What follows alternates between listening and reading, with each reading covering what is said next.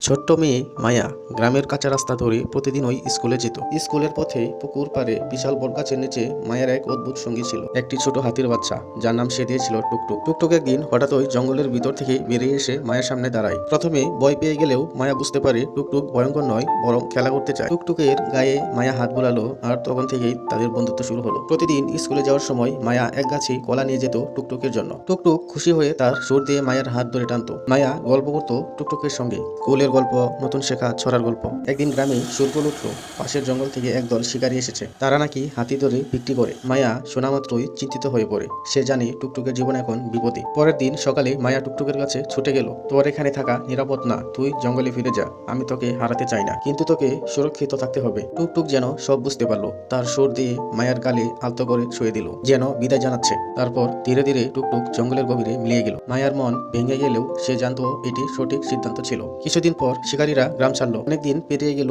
একদিন মায়া আবার সেই বটগাছের নিচে বসেছিল। হঠাৎ সে বাড়ি পায়ের শব্দ শুনলো। পিছন ফিরে তাকে দেখলো টুকটুক ফিরে এসেছে, কিন্তু এবার সে একা নয়, তার সঙ্গে ছিল আরো কয়েকটি হাতি। মায়ার চোখ আনন্দে ভরে উঠল। টুকটুক যেন তার সঙ্গীদের জানাতে এসেছিল এই ছোট্ট মেয়ে তার সবচেয়ে বড় বন্ধু। সেদিন থেকেই মায়া আর টুকটুকের বন্ধুত্ব শুধু তাদের দুজনের মধ্যেই সীমাবদ্ধ রইল না, গ্রামের মানুষ আর হাতিদের মধ্যে এক নতুন সম্পর্কের শুরু হলো। বট গাছটি তাদের বন্ধুত্বের সাক্ষী হয়ে দাঁড়িয়ে থাকলো।